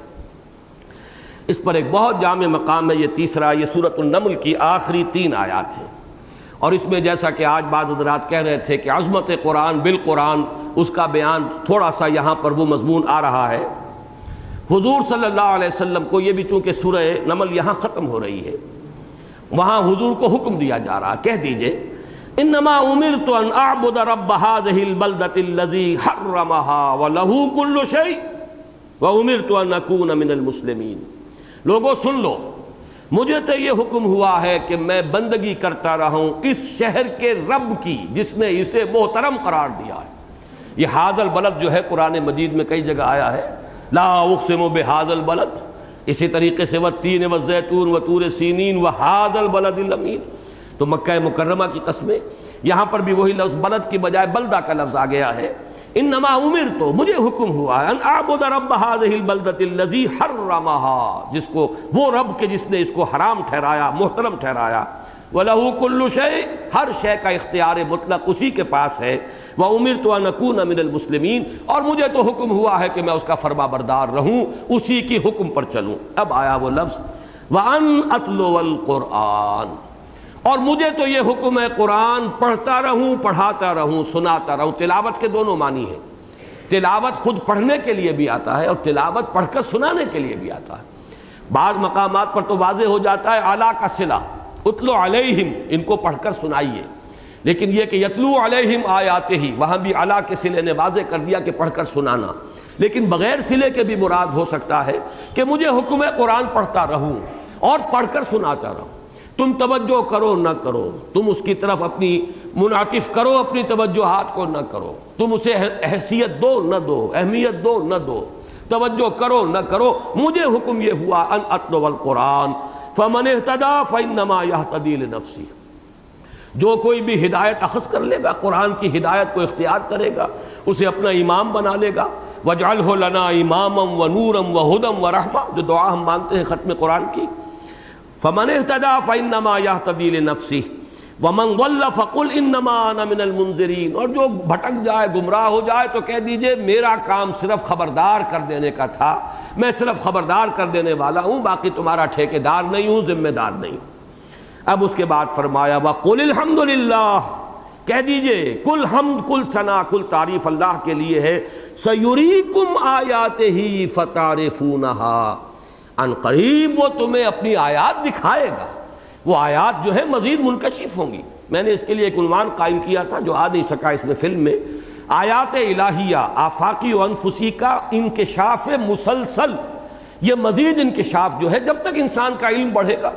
ہمارا علم وہاں تک پہنچ رہا ہے، سیڑھی لگا کر ہم رفتہ رفتہ پہنچیں گے درجہ بدرجہ، لترکبن طبقا عن طبق، لیکن یہ ہے کہ قرآن مجید میں جو حوالے ہیں وہ اپنی جگہ اٹل ہیں، صحیح ہیں، البتہ ان کی حقیقت مبرہن ہوگی، منکشف ہوگی ہم پر، جیسے جیسے ہمارا تجرباتی علم، ہمارا سائنٹیفک نالج جو ہے اس کا دائرہ بڑھتا رہے گا۔ وَقُلِ الْحَمْدُ لِلَّهِ سَيُرِيكُمْ آيَاتِهِ فَتَعْرِفُونَهَا، وہ دکھائے گا تمہیں اپنی آیات تو تم انہیں پہچان لو گے، ہاں یہ بات تھی جو قرآن میں کہی گئی تھی، آج حقیقت منکشف ہوئی ہے، آج ہم اس مقام تک پہنچے ہیں کہ قرآن کی اس بات کو سمجھ سکیں۔ وَمَا رَبُّكَ بِغَافِلٍ عَمَّا تَعْمَلُونَ، اور تمہارا رب غافل نہیں ہے اس سے کہ جو کچھ تم کر رہے ہو، اور اے نبی آپ کا رب غافل نہیں ہے اس سے جو کچھ کہ تم لوگ کر رہے ہو۔ یہ تین آیات ہیں جس کے کچھ منطقی نتائج ہیں، ان پر توجہ کر لیجئے۔ پہلی بات جو ذرا بعض حضرات شاید اب تک کی کسی بات پر نہ چونکیں، لیکن یہ کہ اب چونکنے والی بات ہے، ہمیں ایک بات اس کے منطقی نتیجے کے طور پر تسلیم کرنی ہوگی، اس قسم کی آیات کی تعبیر اور تشریح اور تفسیر میں متقدمین کا قول سند نہیں ہو سکتا۔ غور کیجئے، یہ ہے وہ بات جس کو سمجھانے کے لیے ساری تمہید میں نے اتنی جو ہے وہ باندھی ہے۔ دین کا عملی پہلو پیچھے کی طرف متقدمین کی طرف، یہاں تک کہ محمد کے قدموں میں اپنے آپ کو پہنچا دو صلی اللہ علیہ وسلم، لیکن وہ آیات جن میں ریفرنسز ہیں ان سائنسز کی طرف، فینومینا آف دی نیچر کی طرف، وہ چاہے اسٹرانومی سے متعلق ہو، چاہے جیولوجی، علم طبقات الارض، بار بار قرآن مجید میں اس کا تذکرہ ہے، چاہے وہ ایمبریولوجی، علم الجنین سے متعلق ہوں، یہ جتنی بھی سائنسز ہیں ان سے ان کی طرف جو ریفرنسز ہیں قرآن مجید میں، ان کے ضمن میں متقدمین کی آراء کو سند قرار دے دینا کہ چونکہ یہ کہا امام رازی نے، یہ کہا زمخشری نے، یا یہ کہا اکرمہ نے، یا یہ کہا ہے فلاں نے، یہ دلیل جو ہے قطعی ان چیزوں میں نہیں مانی جائے گی۔ اس میں سب سے بڑی ہمارے سامنے ایک مثال ہے، قول فیصل ہے محمد الرسول اللہ صلی اللہ علیہ وسلم کا، اس کو ہر شخص کو چاہیے کہ وہ اپنے سامنے رکھے، اس لیے کہ یہ بات بہت بڑی ہے جو میں کہہ رہا ہوں، اور اس میں واقعہ جو ہے بہت مشہور ہے، اور اس کو بھی ظاہر بات ہے جن حضرات نے زوالوجی باٹنی پڑھی ہے وہ زیادہ سمجھتے ہیں اس واقعے کو۔ آرٹیفیشل پولینیشن کا معاملہ تھا۔ حضور صلی اللہ علیہ وسلم مکے میں پیدا ہوئے، مکے میں پلے بڑھے، تجارت آپ نے کی، لہذا تجارت اور اس کے تمام متعلقات سے تو آپ خوب جانتے تھے، واقف تھے، ماہر تھے، لیکن وہ وادی غیر ذی زرع تھی، اس میں زراعت تھی نہیں، لہذا زراعت کی چیزیں جو ہیں حضور کے علم میں نہیں تھی، اور یہ تجرباتی علم ہے۔ یہ بھی قرآن جو ہے وہ زراعت سکھانے کے لیے نہیں آیا، نہ نبی زراعت کی تعلیم دینے کے لیے بھیجے گئے، اس اعتبار سے وہ بھی تجرباتی علوم کا دائرہ ہے۔ اب حضور جب ہجرت فرما کر مدینے تشریف لائے تو آپ نے دیکھا کہ یہ لوگ مدینے والے لوگ، ان کا تجربہ تھا، جو آپ کو معلوم ہے کہ جو میل فلاورز اور فیمیل فلاورز ہیں، یہ بڑا عجیب درخت ہے، یہ جو کھجور کا درخت ہے یہ بالکل اینیمل کنگڈم اور پلانٹ کنگڈم کی سرحد پر کھڑا ہے۔ اس میں بعض جو اینیملز کے خصائص بالکل واضح ہیں، اگرچہ ظاہر بات ہے درخت ہے، جڑ اس کی گڑی ہوئی ہے زمین میں، وہ چل پھر نہیں سکتا، لیکن یہ کہ میل اور فیمیل فلاورز علیحدہ ہیں۔ اب ان کی جو ہے فرٹیلائزیشن کے لیے وہ یہ کرتے تھے، انہیں قریب کر دیتے تھے ایک دوسرے سے تاکہ ان کی فرٹیلائزیشن کا امکان زیادہ پیدا ہو جائے۔ یہ آرٹیفیشل پالینیشن تو آج کل ہوتی ہے، لیکن یہ کہ یہ بھی اس کی ایک تدبیر تھی۔ حضور نے دیکھا تو آپ نے شاید یہی سمجھا، گمان کیا کہ یہ فطرت کے معاملات میں اس طرح کی دخل اندازی کی آخر کیا ضرورت ہے؟ فطرت اپنے معاملات کو خود چلاتی ہے، خود پورا بندوبست ہوتا ہے۔ تو آپ نے ایسے ہی فرما دیا سرسری طور پر، اگر آپ لوگ ایسا نہ کریں تو کیا ہے؟ یہ فرمان حضور کا، اب چونکہ یہ بھی عمل سے متعلق تھا، یہ نوٹ کر لیجئے، اس کو صحابہ نے، انصار نے گویا کہ حکم سمجھا، نہیں کیا۔ اب جسے آپ پنجابی میں جھاڑ کہتے ہیں، فصل جو ہے کم ہو گئی۔ اب جب تجربہ یہ سامنے آیا، فصل اتنی نہیں ہوئی جیسی کہ وہ اہتمام کے ساتھ جب یہ پالینیشن کرتے تھے تو جتنی فصل ہوتی تھی نہیں ہوا، تو اب دبی زبان میں ڈرتے ڈرتے جا کر حضور سے عرض کیا کہ حضور آپ نے یہ فرمایا تھا کہ تعبیر نخل، یہ تعبیر حمزہ سے ہے، عین سے نہیں ہے، تعبیر اور ہے، تعبیر خواب کی ہوتی ہے یا کسی بات کی، اور ایک ہے تعبیر، یہ حمزہ کے ساتھ ہے، تعبیر نخل، یعنی اس طریقے سے ان کے اندر ایک آرٹیفیشل جو ہے پالینیشن کا اہتمام کرنا۔ تو یہ اگر نہ کرو تو کیا ہے، ہم نے نہیں کیا، فصل کم ہوئی۔ تو حضور کے اب یہ الفاظ نوٹ کر لیجئے، اس کو ذہن میں بٹھا لیجئے، انتم اعلم بامور دنیاکم، آپ لوگ جان لیں اپنے ان دنیاوی معاملات کو آپ زیادہ جانتے ہیں مجھ سے، یعنی میں یہ چیزیں سکھانے نہیں آیا، میرا منصب یہ نہیں ہے کہ آپ کو زراعت سکھاؤں اور زراعت کے طور طریقے بتاؤں یا ایٹم بم بنانا سکھاؤں یا کوئی اور ٹیکنالوجی سکھاؤں، میں اس لیے نہیں آیا ہوں۔ میں تو جو اخلاق کی تعلیم دینے آیا، اوامر و نواہی کی تعلیم دینے آیا، بنیادی ایمانیات کی تعلیم دینے آیا، اسے پکڑو مضبوطی کے ساتھ۔ باقی یہ جو سائنس ہے اور ان کی چیزیں ہیں اور اس کے تجرباتی علوم ہیں جو انسان اپنے تجربے کے بنا پر سیکھتا ہے اور اس سے وہ آگے استعمال کرتا ہے، یہ تم لوگ جانو، یہ تمہارا کام ہے، اپنے تجربے سے فائدہ اٹھاؤ اور جس چیز کو تجربے میں مفید سمجھو اسے اختیار کرو، الا یہ کہ وہ شے حرام کر دی گئی، شراب حرام کر دی گئی، بات ختم ہو گئی، آپ کا تجربہ کچھ بھی کہے، سور حرام کر دیا گیا، آپ کا تجربہ کچھ بھی کہے، اگرچہ کوئی تجربہ جو ہے وہ آج تک ثابت نہیں کر سکا کہ اس کے اندر کوئی خیر تھا جس سے ہم محروم ہو گئے ہیں ان کے حرام ہونے کی وجہ سے، بلکہ روز بروز کوئی نہ کوئی پہلو منکشف ہوتا ہی ہے جس سے معلوم ہوتا ہے کہ واقعتاً ان چیزوں کو حرام ہونا چاہیے تھا۔ لیکن یہ کہ اصول جان لیجئے، حلال و حرام، اوامر و نواہی، کیا کرنا ہے کیا نہیں کرنا ہے، کدھر جانا ہے کدھر نہیں جانا ہے، اس کا علم مجھ سے لو جو میں نے آخری حکم دے دیا، باقی یہ تجرباتی علوم جو ہے اور ان تجربات سے فائدہ اٹھانا یہ تمہارا اپنا کام ہے۔ اس اعتبار سے میں نے عرض کیا کہ ہمارے مثلاً صحابہ کے بعد اقوال آ جاتے ہیں، میں اس کے ایک دو مثالیں دیتا ہوں آج علم الجنین سے۔ لفظ علق کتنا بنیادی لفظ ہے کہ پہلی وحی میں بھی آیا ہے، اقرأ بسم ربک الذی خلق، خلق الانسان من علق۔ اب علق سے مراد کیا ہے؟ اور یہ لفظ علقہ، الم یک نطفۃ من منی یمنی ثم کان علقۃ فخلق فسوی۔ اب علق کا ترجمہ جو بھی سمجھا گیا اس وقت وہ اس کو کہہ دیا گیا جمع ہوا خون یا خون کی پھٹکی، یہ سمجھا گیا،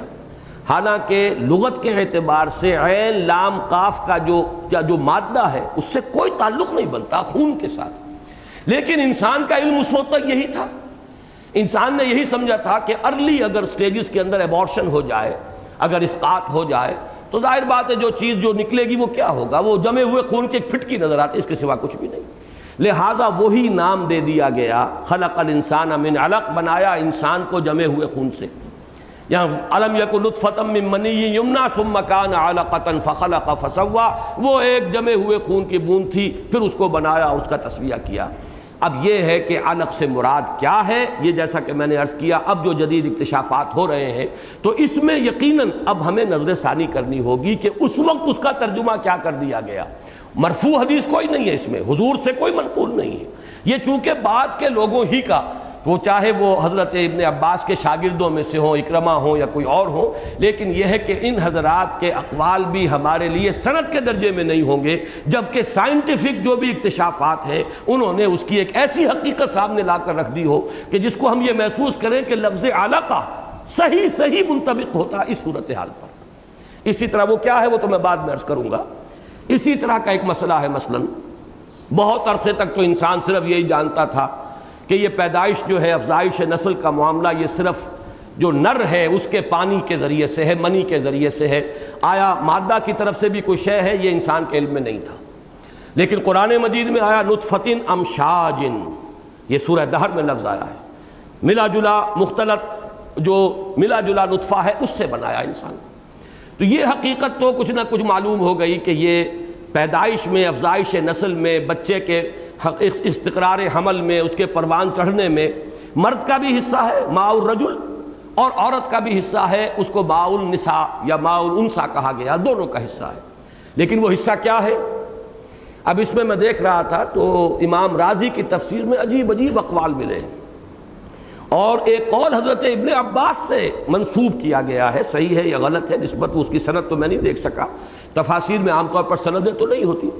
لیکن وہ قول بڑا عجیب ہے، جس سے اندازہ ہوگا کہ اس وقت جو بھی علم انسان کا تھا اب اس کے اعتبار سے ایک توجیہ کی ہے انہوں نے، اس سے آگے وہ جا نہیں سکتے۔ مثلاً یہ قول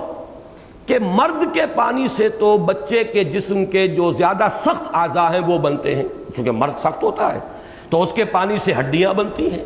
اور پٹھے بنتے ہیں اور لیگمنٹس جو ہیں، یہ چیزیں جو ہیں بڑے مضبوط، یہ چیزیں تو مرد کے پانی سے بنتی ہیں، اور عورت کے پانی سے یہ اس کا گوشت جو ہے نرم، چونکہ عورت نرم ہوتی ہے، وہ اس کا جو ہے اس کی نزاکت ہی اس کا گویا کہ حسن ہے صنفی اعتبار سے، تو یہ جو نرم حصے ہیں، اور خون یہ عورت کے پانی سے بنا ہے۔ اب ظاہر بات ہے کہ اس وقت تک انسان کا علم اس سے آگے نہیں جا سکتا تھا، ایک اسپیکولیشن ہے، ایک اندازہ ہے جو قائم کر دیا گیا۔ بعد میں بھی کئی صدیوں تک یہی اقوال جو ہے نقل ہوتے رہے، اس کے سوا اور کوئی ابھی معلومات تھی نہیں۔ یہ 7ویں صدی عیسوی کی بات ہے، یہ چیزیں تو 18ویں صدی میں جا کر کہیں انسان پر کھلی ہیں۔ آج انسان سمجھ رہا ہے نطفۃ امشاج کیا معنی اس کے ہیں، اور نطفۃ من منی یمنی اس کے معنی کیا ہے، علقہ جو قرآن مجید نے لفظ استعمال کیا علقہ کے معنی کیا ہیں، وہ تو آج جو حقائق منکشف ہو رہے ہیں۔ تو اصول میں نے اسی لیے پہلے آپ کے سامنے رکھ دیا تھا تاکہ ان چیزوں کے قبول کرنے میں آپ اپرائیں نہیں، کہ اصول یہ ہے دین کا عملی پہلو، قرآن کی عملی ہدایت، پیچھے سے پیچھے اور پیچھے، اور یہاں تک کہ اپنے آپ کو پہنچا دو بمصطفیٰ برساں خیش محمد الرسول اللہ کے قدموں میں۔ وہ سند ہے، وہی دلیل ہے، دین کی عملی ہدایت سنت رسول صلی اللہ علیہ وسلم۔ اب یہ علیحدہ بحث ہوگی، سنت کو جاننے کے، ماننے کے، معلوم کرنے کے کیا کیا ذرائع ہیں، وہ ایک علیحدہ بحث ہو جائے گی، لیکن قرآن کے عملی ہدایت کی تفسیر کامل سنت رسول۔ البتہ جہاں تک علمی باتیں ہیں ان میں جو وہ بدیہیات ہیں، محکمات ہیں، جن پر ہمارے ایمانیات کی اساس ہے، وہ تو وہی ہوں گی، اور اس کی وہی تعبیر جو محمد الرسول اللہ صلی اللہ علیہ وسلم نے کی، یا ہمارے صحابہ کرام نے کی، یا متقدمین نے کی۔ لیکن اس کے بعد فلسفیانہ باتیں، فلسفہ وجود، ارتباط حادث و قدیم، اس کا مسئلہ، یہ فلسفے کی باتیں ہیں، ان سے ان کا کوئی تعلق نہیں۔ اسی طریقے سے فزیکل سائنسز کے ساتھ جو ریفرنسز ہیں ان کی تشریح و تعبیر میں ہم متقدمین کے اقوال کے کیا پابند ہوں گے، جبکہ محمد الرسول اللہ نے ہمیں خود اپنے آپ سے آزاد کر دیا، انتم عالم بامور دنیاکم، ان چیزوں کو تم بہتر جانتے ہو، یہ تمہارے تجرباتی علوم ہے، اس کے حوالے سے سمجھو۔ یہ ساری تمہید اسی لیے تھی کہ اس میدان میں خاص طور پر الم یکن نطفۃ من منی یمنی ثم کان علقۃ فخلق فسوى فجعل منه الزوجین الذکر والانثى، اسی طرح هل اتى على الانسان حین من الدہر لم یکن شیئا مذکورا انا خلقنا الانسان من نطفۃ امشاج نبتلیہ فجعلناہ سمیعا بصیرا۔ اس ضمن میں آج آپ کو انٹروڈیوس کرا رہا ہوں کہ کچھ کام خاص طور پر ہوا ہے کنگ عبدالعزیز یونیورسٹی جو جدے میں ہے، وہاں کا جو اناٹمی ڈپارٹمنٹ ہے اس میں 2 حضرات ہمارے پاکستانی بھی کام کر رہے ہیں، یہاں بہت سے جو ہمارے ڈاکٹرز موجود ہیں اس وقت، شاید ان کے کلاس فیلوز میں سے یا ان سے کچھ سینئر یا جونیئر لوگ ہوں گے۔ ڈاکٹر نواب محمد خان بھی وہاں کام کر رہے ہیں اور ڈاکٹر محمد طاہر، یہ 2 پاکستانی، باقی وہاں پہ اچھا گروپ ایک بنا ہوا ہے۔ کوئی 7-8 سال سے یہ لوگ ایمبریولوجی اور قرآن مجید میں اور حدیث میں جو حوالے آئے ہیں ان کے اوپر ریسرچ ورک کر رہے تھے، اور اس میں ان کے ساتھ خاص طور پر تعاون ہو رہا تھا کینیڈا کی ٹورنٹو یونیورسٹی جو ہے، یونیورسٹی آف ٹورنٹو، اس کا جو اناٹمی ڈپارٹمنٹ ہے اس کے head doctor Keith L Moore, یہ بھی ان کے ساتھ شریک ہے، اور ایک اور صاحب ہیں ڈاکٹر رابرٹ ایڈورڈز، یہ وہ ہیں یہ جو ٹیسٹ ٹیوب بیبی کا جو سلسلہ دنیا میں اب چلا ہے تو اس کا فکر دینے والے، اس کے لیے سارا نظام بنانے والے پائنیئرز جو ہیں، ان میں بہت اہم آدمی جو ہے وہ یہ ہے ڈاکٹر رابرٹ ایڈورڈز، اور ڈاکٹر کیتھ ایل مور یہ ہے وہاں کا head of the department of anatomy. اس میں ڈاکٹر مور کا ایک تو یہ کہ ایک کتاب ابھی آئی ہے، اس سے بھی پہلے میں یہ چاہتا ہوں کہ ایک وہاں کے اخبار میں ایک چیز چھپی تھی، یہ گلوب اینڈ میل ہے ٹورنٹو کا، تھرسڈے نومبر 22 1984۔ اب ظاہر بات ہے اسے آپ پڑھ نہیں سکیں گے، میں صرف یہ کہ اس کی جو اوپر کی ہیڈ لائن ہے وہ آپ پڑھ سکیں گے۔ یہ اس کا میں نے یہ فوٹو سٹیٹ ہے جو یہاں اس کی ایک فلم بنائی ہے، expert on embryo growth explains Quran mystery. یہ کیتھ ایل مور، یہ ہے head of the department of anatomy department, head of the department ہے اس کے یہ ٹورنٹو یونیورسٹی کے، اور ان کے ہاتھ میں جو یہ قرآن مجید کی آیت ہے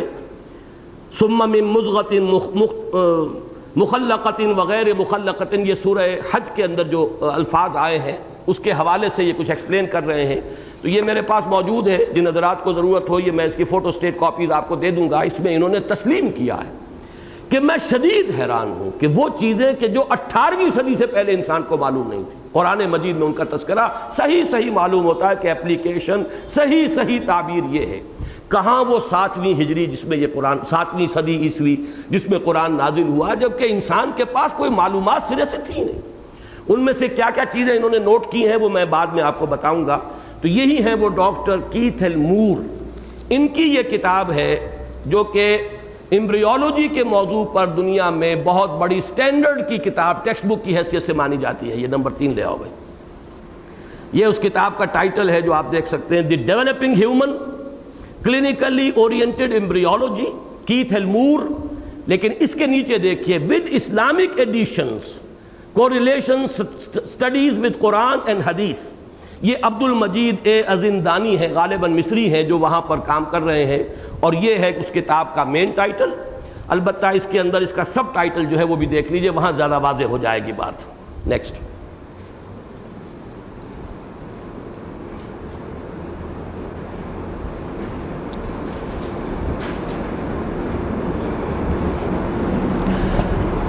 دی ڈیولپنگ ہیومن 3rd ایڈیشن، وہی clinically oriented embryology, Keith L Moore with Islamic additions, یہ عبد المجید ازندانی۔ اس کا فارورڈ ذرا میں چاہتا ہوں کہ آپ حضرات پڑھ لیں، ویسے تو یہ کہ چونکہ وہ ذرا نسبتاً موٹے حروف میں ہے اس لیے پڑھ سکیں گے کم سے کم جو قریب ہیں حضرات، یہ بہت اہم ہے۔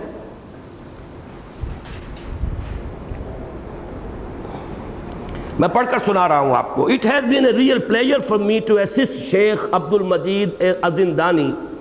with the preparation of this Islamic edition of my textbook of embryology۔ Text book تو اس کی ہے اصلاً مور کی، لیکن اس کے اندر جو ریفرنسز ہیں قرآن مجید کے ان کو ایڈ کیا گیا ہے ان کے حوالوں سے، وہ جو ہے یہ ازندانی صاحب کا کام ہے۔ With the preparation of this Islamic edition of my textbook of embryology, the text is the same as the original, except that numerous references to statements in the Quran and Sunnah about human embryology have been added. For the past 3 years, I have worked with the Embryology Committee of King Abdulaziz University in Jeddah, Saudi Arabia, helping them to interpret the many statements of the Quran and Sunnah referring to human reproduction and prenatal development. At first, I was astonished by the accuracy of the statements that were recorded in the 7th century AD, before the science of embryology was established.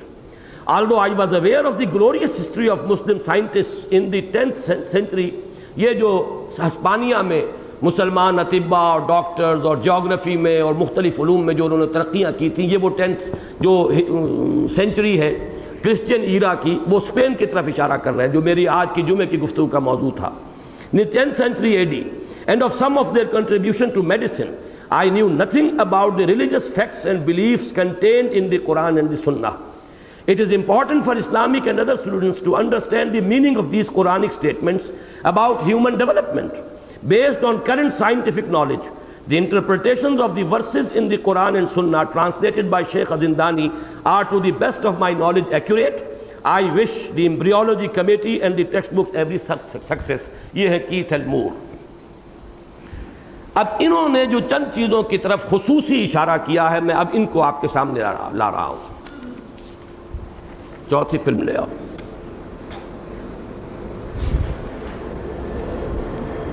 اب یہ تو بڑا مشکل ہے آپ لوگوں کے لیے شاید پڑھنا اس کا. یہ دو حدیثوں کا تقابل ہوا ہے اس میں. میرے علم میں بھی اس سے پہلے دوسری حدیث نہیں تھی. زیادہ میری سوچ کا دار و مدار بھی اب سے چند دن پہلے تک پہلی حدیث پر تھا. پہلی حدیث یہ بخاری اور مسلم کی ہے، بہت اہم حدیث ہے. ان احدکم یجمع خلقہ فی بطن امہ 40 یوما ثم یکون فی ذلک علقۃ مثل ذلک ثم یکون فی ذلک مضغۃ مثل ذلک. طویل حدیث ہے جس کا ترجمہ یہ کیا جاتا رہا ہے کہ تم میں سے ہر شخص کی تخلیق جو تمہارے ماؤں کے رحموں میں ہوتی ہے تو پہلے وہ 40 دن تک نطفے کی شکل میں ہوتا ہے، اس کے بعد 40 دن تک وہ مضغہ کی شکل میں ہوتا ہے. یہ انٹرپریٹیشن ہوئی ہے، ترجمہ یہ، اگرچہ الفاظ جو ہیں وہ ذرا مجمل ہیں اور مبہم ہیں. اور پھر اس کے بعد جو ہے وہ مضغہ بنتا ہے، اور پھر اسی طریقے سے وہ 3 سٹیجز جو ہے، گویا کہ 120 دن کے بعد پھر اللہ تعالیٰ فرشتے کو بھیجتا ہے جو اس میں روح پھونکتا ہے. ینفخ فیہ الروح. یہ حدیث جو ہے اس سے تو یہ اندازہ ہوتا تھا کہ علقہ سٹیج جو ہے وہ پہلے 40 دن ہے، پھر مضغہ ہے اس کا، پھر مخلقہ غیر مخلقہ. یہ 40 دن کے یہ گویا کہ 3 بنتے ہیں حصے، جس کے بعد کہ نفخ روح ہوتا ہے. لیکن دوسری حدیث جو انہی حضرات کی اس ریسرچ کے نتیجے میں سامنے آئی ہے، مسلم شریف کی روایت ہے، یہ بھی کوئی کم نہیں ہے سند کے اعتبار سے. یہ بہت کلیئر حدیث ہے کہ جو جدید جو بھی اب اکتشافات ہیں اور جدید جو نظریات ہیں اس کے ساتھ کامل مطابقت رکھنے والی ہے. اور اس میں بہت ہی تعین کے ساتھ 42 دن کا لفظ آیا ہے. یہ رواہ مسلم کتاب القدر. اذا مر بالنطفۃ 42 لیلۃ. جب نطفے کو رحم مادر میں 42 راتیں گزر جاتی ہیں. رات اور دن یہ در حقیقت اس کے لیے قرآن مجید میں لفظ رات آ جاتا ہے. 42 دن گزر جاتے ہیں. بعث اللہ الیہا ملکا فصورہا. تو اللہ تعالیٰ اس کی طرف فرشتے کو بھیجتا ہے جو اس کی کامل نقشہ کشی کر دیتا ہے. تصویر صورہا، گویا کہ 42 دن میں بچے کی جنین کی نقشہ کشی ہو جاتی ہے، اس کی صورت جو ہے وہ بن جاتی ہے. وہ واقعتاً ایک انسان کا ہیولہ معلوم ہونے لگتا ہے. وَخَلَقَ سَمْعَهَا وَبَصَرَهَا. اور اسی 42ویں دن کے بعد اس کی سماعت اور بصارت، آنکھ اور کان کا بھی تخلیق جو ہے وہ ہو جاتی ہے. وَجِلْدَهَا وَلَحْمَهَا وَعِظَامَهَا. اور نہ صرف آنکھ اور کان بلکہ اس کی کھال اور اس کا گوشت اور اس کی ہڈیاں. ثم قال. اب فرشتہ یہ سارے کام کر کے پھر وہ اللہ سے پوچھتا ہے، یا رب اذکر ام انثی. پروردگار اب یہ بھی حکم مجھے دے کہ میں اسے لڑکا بناؤں یا لڑکی. فیقضی ربک ما شاء. تو تیرا رب فیصلہ کرتا ہے جو وہ چاہتا ہے. وَيَكْتُبُ الْمَلَكُ. اور فرشتہ بھی اسی کے مطابق لکھ دیتا ہے، بات طے کر دیتا ہے کہ اب اس جنین کو لڑکا بننا ہے یا لڑکی بننا ہے. اس کے ضمن میں یہ بہت ہی عمدہ بات ہے کہ پہلی حدیث پر اور اس حدیث کے مابین مطابقت میں کوئی آج کی نئی بات نہیں ہے. اگر یہ صرف ان حضرات کی طرف سے بات آئی ہوتی تو شاید میں بھی کچھ شک کرتا، لیکن جو ان حضرات نے بات قرار دی ہے، پہلی حدیث کی توجیہ کی ہے دوسری حدیث کی روشنی میں، اور اس کو یہ کہا ہے کہ اصل میں یہ 40 دن نہیں ہے بلکہ ایک ہی 40 دن کے عرصے میں یہ علقہ اور مضغہ کی ساری سٹیجز مکمل ہو جاتی ہیں، جو کہ اس دوسری حدیث سے ثابت ہو رہا ہے. اور یہ رائے جو ہے ایک ہمارے بہت بڑے امام جو ہے غالباً 7ویں صدی کے ہی ہیں، صدی ہجری کے، وہ ہیں ابن زملکانی، ان کی شرح ہے جو یہاں پر اس کی موجود تو ہے میرے پاس، لیکن ظاہر بات ہے کہ اس وقت اس پورے کو پڑھنا جو ہے وہ میں صرف سند کے طور پر دے رہا ہوں کہ ان حضرات نے اس بات کی وضاحت کے لیے زملکانی کو کوٹ کیا ہے کہ یہ رائے آج ہی کی نہیں ہے، پہلے بھی ہمارے ائمہ میں سے اس رائے تک پہنچ چکے تھے کہ یہ وہی پہلے 40 دن کے اندر علقہ اور مضغہ کی یہ ساری شکلیں جو ہے گزر جاتی ہیں۔ اب آگے چلیے، نطفہ، الم یکن نطفۃ من منی یمنی، یہ بات انسان کے علم میں قطعاً نہیں تھی، یہ تو معلوم تھا کہ یہ جو منی جو ہے جو نکلتی ہے یہ ہے وہ چیز کہ جس سے کسی بچے کی پیدائش کا اور استقرار حمل کا مسئلہ شروع ہوتا ہے، لیکن وہ منی کو سمجھا جاتا تھا، یہ نہیں کہ اس کا ایک بہت ہی چھوٹا سا ڈراپ ہے۔ نطفۃ من منی یمنی، اس نطفے کو پہچاننے والا تو آج ہم تو سمجھ سکتے ہیں کہ ہمارے پاس مائکروسکوپ ہے، ہم سپرمیٹازوا کو دیکھتے ہیں حرکت کرتے ہوئے، چلتے ہوئے، دوڑتے ہوئے، بھاگتے ہوئے، لیکن یہ کہ یہ بات قرآن نے بتائی پہلی مرتبہ، اور یہ مانا ہے انہوں نے، یہ کیتھ ایلمور وغیرہ نے، کہ یہ بات اس سے پہلے انسان کے علم میں قطعاً نہیں تھی، یہ تو پچھلی 2 صدیوں کے اندر معلوم ہوا ہے کہ یہ پوری منی جو ہے یہ بچے کی تخلیق کے اندر استعمال نہیں ہوتی ہے، بلکہ اس کا ایک بہت ہی مائنیوٹ مائکروسکوپک حصہ ہے۔ اس کی تعبیر قرآن نے کی ہے الم یکن نطفۃ من منی یمنی، اور کمال یہ ہے کہ حدیث کے اندر یہ چیز موجود ہے صحیح مسلم میں، چنانچہ وہ حدیث نیچے کوٹ کی گئی ہے،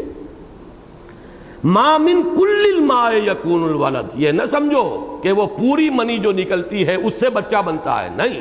بلکہ یہ کہ اس کا ایک بہت ہی چھوٹا سا حصہ ہے کہ جو فرٹیلائزیشن کے کام آتا ہے۔ ما من کل ماء یکون الولد، یہ جو بچے کی پیدائش ہے یہ اس پورے لکوڈ سے نہیں ہے، پورے فلوئڈ سے نہیں ہے۔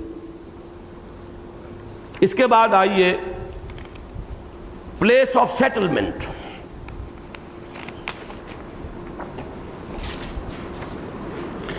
اس میں جو چیزیں آج ہمیں معلوم ہوئی ہیں، قرآن کہتا ہے ثم جعلناہ نطفۃ فی قرار مکین،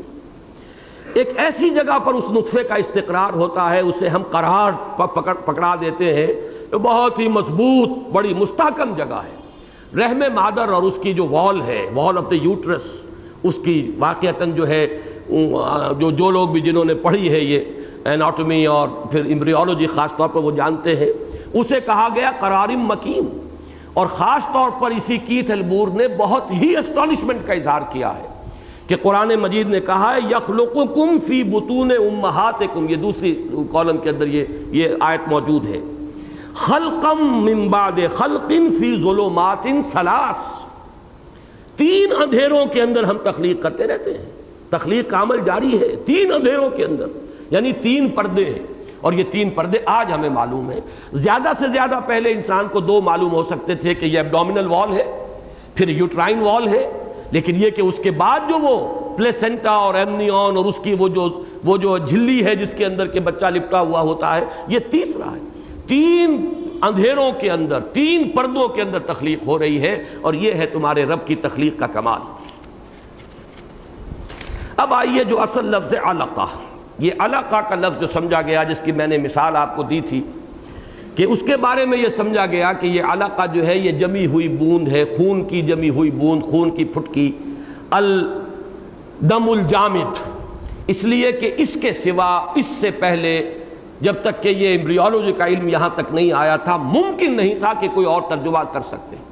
اس لیے کہ جو کوئی انسان کو نظر آتا تھا وہ یہی نظر آتا تھا کہ اگر کوئی ابارشن ہو گیا ہے تو کوئی ایک جیسے خون کی جمی ہوئی پھٹکی ہے وہ نکل آئی، اس کے سوا تو کچھ نہیں۔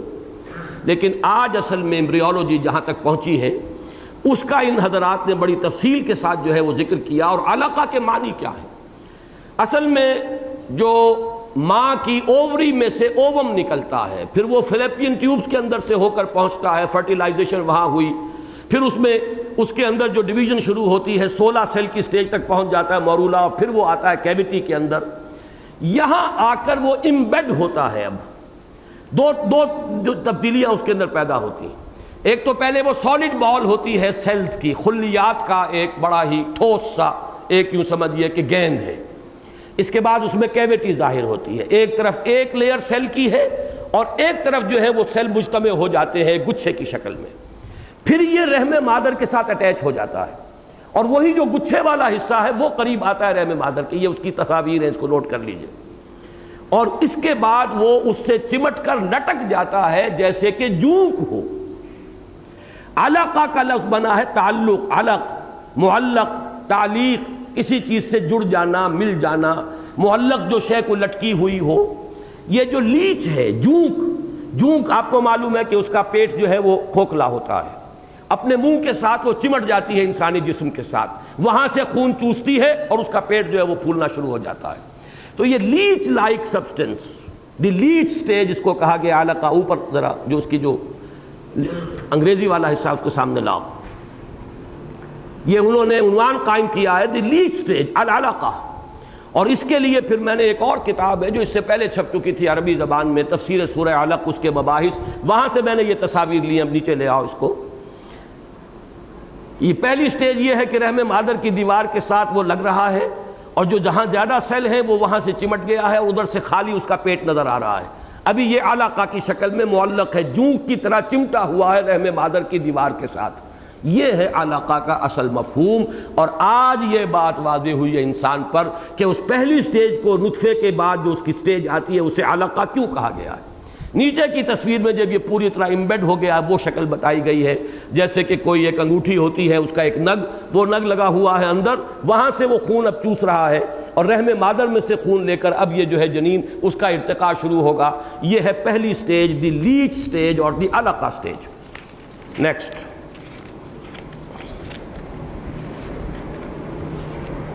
المدغہ۔ مدغہ کے بارے میں بڑی اہم بات کہی ہے ڈاکٹر کیتھل مور نے، اور وہ جو میں نے آپ کو دکھایا تھا گلوب اینڈ میل کا وہ جو فوٹو سٹیٹ کاپی میرے پاس ہے، اس میں اس کی تفصیل موجود ہے۔ مدغہ کیا ہے؟ وہ یہ کہتا ہے کہ علقہ سٹیج کے بعد سیکنڈ سٹیج ایسی آتی ہے، ڈیولپمنٹ شروع ہوتی ہے، اور اس کے بعد اس امبریو کی شکل ایسی ہوتی ہے کہ جیسے کسی چیز کو چبا دیا گیا ہو۔ اس نے خاص طور پر کر کے دکھایا یہ کہ پلاسٹک کا ایک گولا سا لیا، اس کو اوول کیا، اپنے منہ میں اس کو دانتوں کے درمیان دبایا، اور دبا کر نکال کر لوگوں کو دکھایا۔ وہ دانتوں کے نشان اس پر پڑ گئے کہ بالکل اس لیے کہ یہ جو مضغہ لفظ بنا ہے، مغض یمغض، اس کے معنی ہے چبانا، چبائی ہوئی شے۔ ہمارے ہاں تراجم میں آپ کو ملے گا لوتھڑا،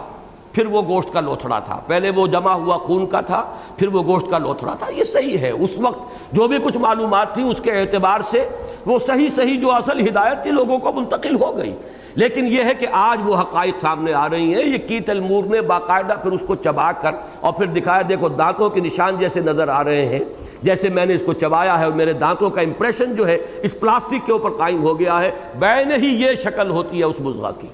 یہ جو سیکنڈ سٹیج ہے، یہ اسی 40 دنوں کے اندر یہ ساری سٹیجز جو ہے وہ طے پا رہی ہیں۔ یہ ہے مضغہ۔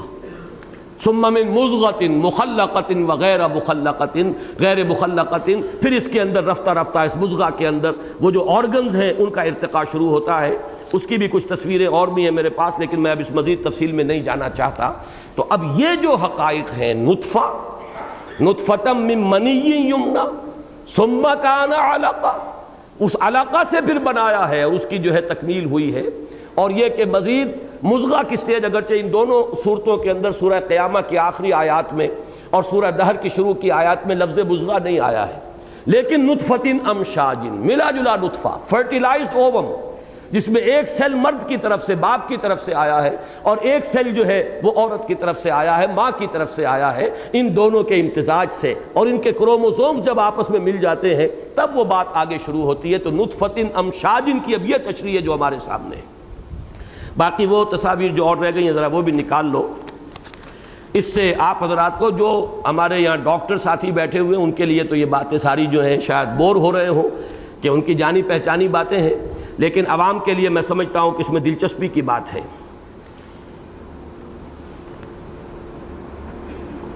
یہ سب سے اوپر جو ہے یہ 60 دن کا جنین کی تصویر ہے، اور اس میں وہ پورا حیولہ جو ہے وہ انسان کا تیار ہو چکا ہے۔ اس کے بعد نمبر 2 43 دن کا،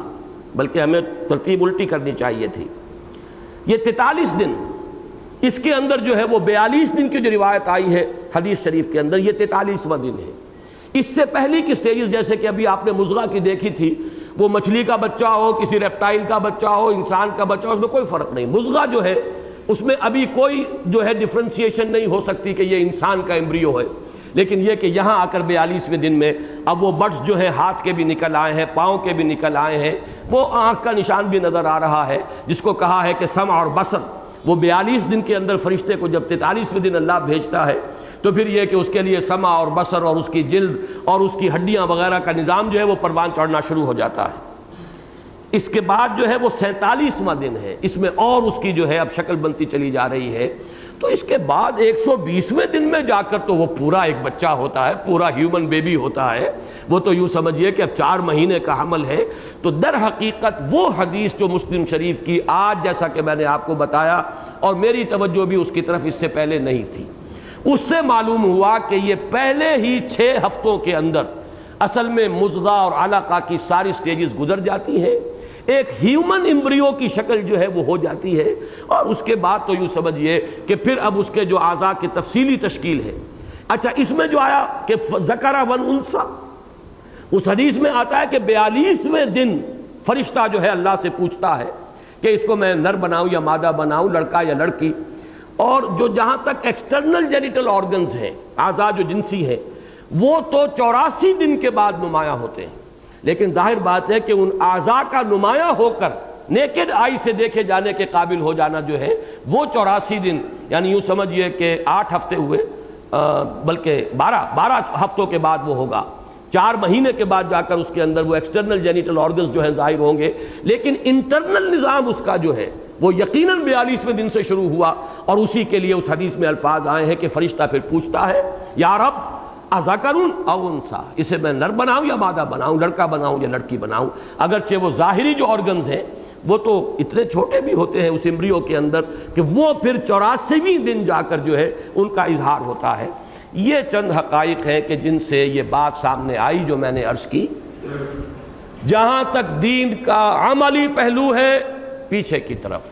یہاں تک کہ محمد الرسول اللہ صلی اللہ علیہ وسلم کے قدموں میں پہنچا دیجئے۔ وہ شعر ہر ساتھی کو یاد ہو جانا چاہیے، بمصطفیٰ برساں خویش را کے دی ہماؤس، اگر بہو نہ رسیدی تمام بولا بیس۔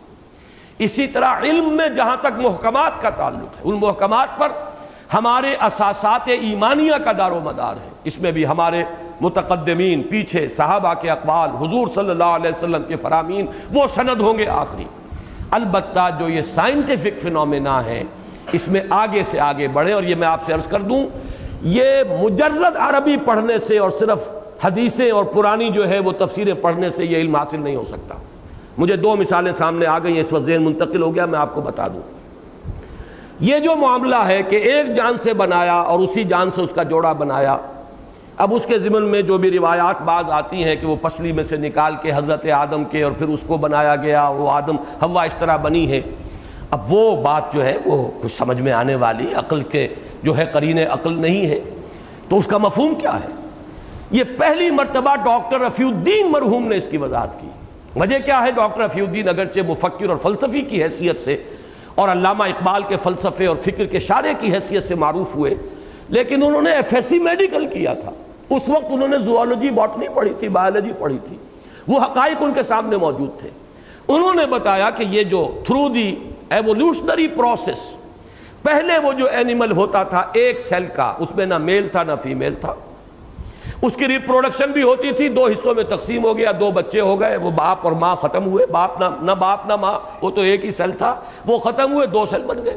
ابھی کوئی ان کے اندر جنسوں کی ڈفرینسیشن نہیں تھی۔ پھر بعض ایسے اینیملز آئے ہیں چھوٹے کہ جو بیک وقت میل بھی تھے فیمیل بھی تھے، ہرمافروڈائٹ۔ اس کے بعد ڈفرینسیشن شروع ہوئی ہے ہائر اسکیل آف ایوولوشن پر، تو گویا کہ ایک جان اسی سے اس کا جوڑا بنایا گیا۔ یہ تعبیر ڈاکٹر رفیع الدین مرحوم نے اپنی کتاب، وہ جو قرآن اور علم جدید نامی کتاب ہے، اس میں پیش کی۔ یہ کتاب میں نے پڑھوائی مولانا امین احسن اصلاحی صاحب کو۔ مولانا امین احسن اصلاحی صاحب غالباً مفسرین قرآن میں سے واحد مفسر ہیں جنہوں نے پھر حاشیے کے اندر حوالہ دیا اور یہ کہا کہ ڈاکٹر رفیع الدین نے جو تعبیر کی ہے، یہ جو سیکس کی ڈفرینسیشن ہے اور یہ جو مفہوم ہے، اور غور طلب بات ہے، کہیں یہ نہیں کہا گیا کہ آدم سے حوا کو بنایا،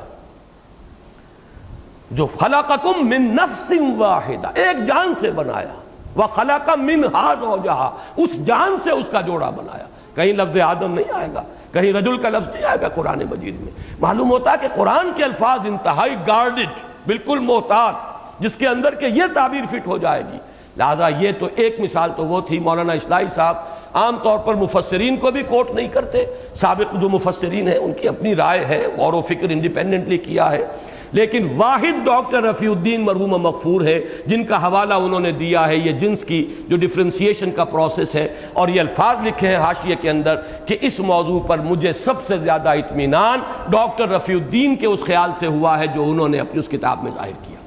ایک اور مثال آپ کو دے رہا ہوں، مولانا مودودی مرحوم مغفور، میرا جو بھی ان سے تعلق ہے وہ آپ کے علم میں ہے، میں اس وقت کسی تنقیص کے اعتبار سے نہیں، ایک واقعہ بتا رہا ہوں۔ انہوں نے چونکہ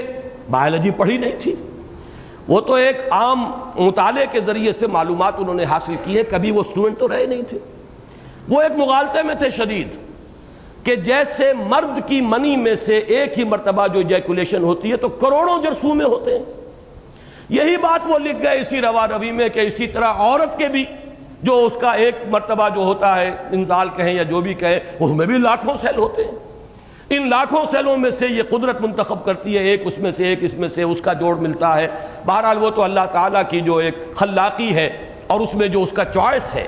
کتنے اس کے اندر جو ہے مختلف خلیات ہیں، ان کے جینز مختلف ہوں گے، اللہ نے کون سے کو چنا ہے مرد کے ان سیلز میں سے، خلیات میں سے، اور کون سے کو چنا ہے عورت کے ان خلیات میں سے جو بے شمار ہیں، ان میں سے پھر وہ یہ کہ ایک فرٹیلائز جو ہے سیل وجود میں آیا۔ انہیں بعد میں وہ ہمارے ہی ساتھی تھے، انہوں نے توجہ دلائی، ڈاکٹر سلیم باجوہ وہ اب مرحوم ہو چکے ہیں، انہیں قتل کر دیا گیا، وہ جو صادق آباد میں پریکٹس کرتے تھے، انہوں نے خط لکھا کہ یہ آپ نے کیا لکھ دیا، یہ تو ثابت شدہ عقائد کے خلاف ہے۔ یقیناً مرد کی منی میں تو کروڑوں کہہ لیجئے جرثومے ہوتے ہیں، عورت کے تو رحم مادر سے وہ ایک ہی سیل چلتا ہے۔ تب انہوں نے تصحیح کی اور بعد کے ایڈیشن کے اندر اس کو بدل دیا۔ تو یہ چیزیں میں آپ کو بتا رہا ہوں کیسے معلوم ہوں، اگر جدید علوم حاصل نہ کیے ہوں تو قرآن مجید کے ان حقائق کا انکشاف نہیں ہو سکتا۔ اس لیے کہ میں نے اپنے اس کتابچے میں، آج اس کا بھی تذکرہ ہوا، مسلمانوں پر قرآن مجید کے حقوق، اس میں تدبر قرآن کے ضمن میں یہ عرض کیا ہے۔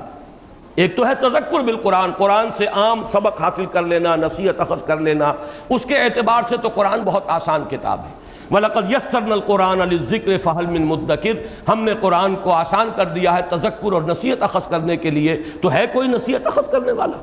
لیکن تدبر قرآن کی شرائط بڑی سخت ہے۔ ایک تو یہ کہ آپ عربی زبان سے بڑی گہری ممارست رکھتے ہو، جاہلی جو زبان ہے شاعری کی اور خطابت کی اس سے واقف ہو،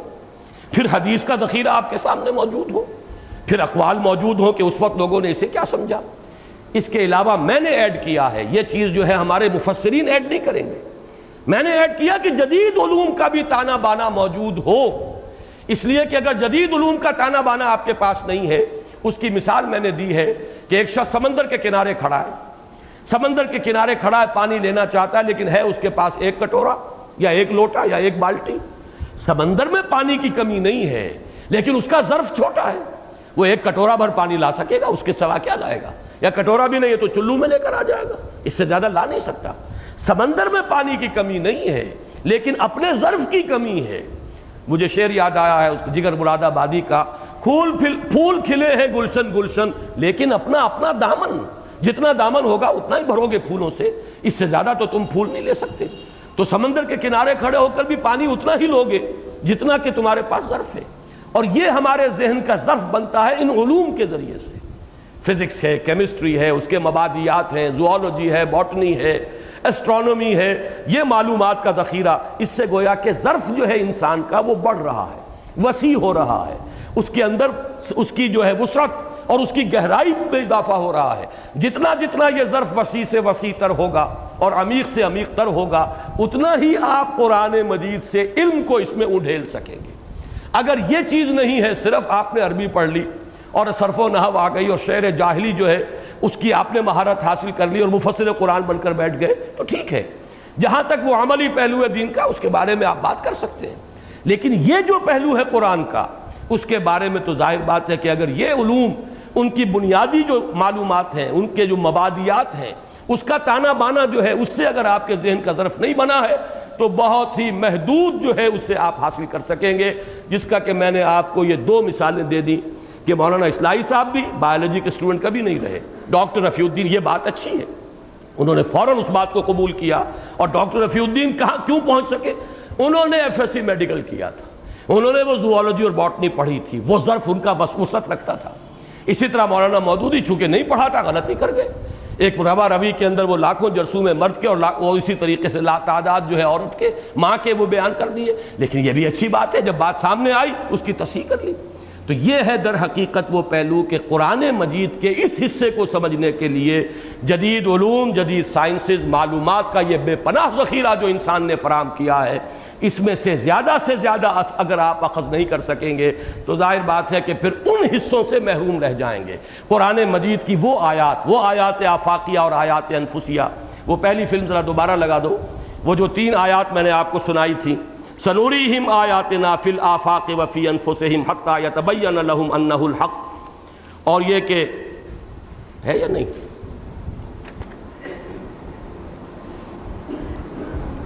سنوریہم آیاتنا فی الآفاق وفی انفسہم حتی یتبین لہم انہ الحق اولم یکف بربک انہ علی کل شیء شہید۔ اسی طریقے سے آیت نمبر 6 سورہ سبا کی،